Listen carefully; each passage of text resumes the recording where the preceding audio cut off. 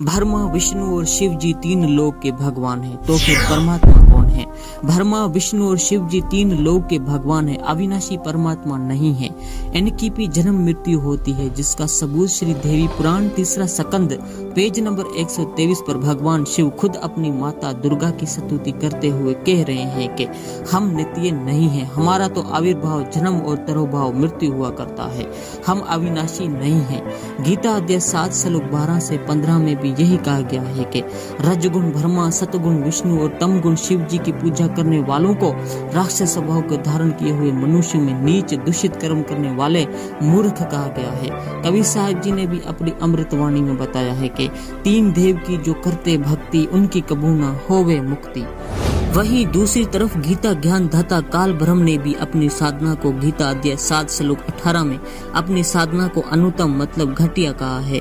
इससे साबित होता है कि ब्रह्मा, विष्णु और शिव जी और काल ब्रह्म तक की भक्ति करने से जीव का मोक्ष नहीं हो सकता, जिसका सबूत गीता अध्याय 8 श्लोक 16 में साफ साफ कहा है कि ब्रह्म लोक में गए हुए साधक भी दोबारा लौट कर संसार में आते हैं। पूर्ण परमात्मा तो कोई और है, जिसके बारे में गीता अध्याय 15 श्लोक 4 में लिखा है कि तत्वदर्शी संत से तत्व ज्ञान हासिल करके परमेश्वर के उस परम पद की खोज करनी चाहिए, जहां जाने के बाद साधक लौटकर संसार में कभी नहीं आते। जिस परमेश्वर से संसार रूपी पेड़ की प्रवृत्ति विस्तार को प्राप्त हुई है, मतलब जिस परमेश्वर ने पूरी कायनात की तख्लीक की है, उसी परमेश्वर की भक्ति करो। वो अविनाशी परमात्मा कबीर साहब जी हैं, जैसे वेदों में कबीर देव कबीर कहा गया है। गरीबदास जी महाराज ने भी अपनी अमृतवाणी में कहा है कि गरीब अनंत कोटि ब्रह्मांड का एक रति निभार, सतगुरु पुरुष कबीर है कुल के सिरजनहार।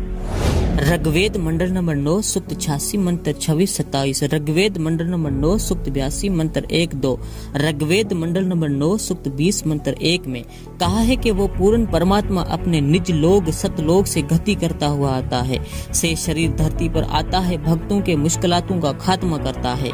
उसका नाम कबीर देव मतलब कबीर परमेश्वर है। यहाँ पर अच्छी आत्माओं को मिलता है, उनको तत्व ज्ञान अपने मुख से बोलकर बताता है।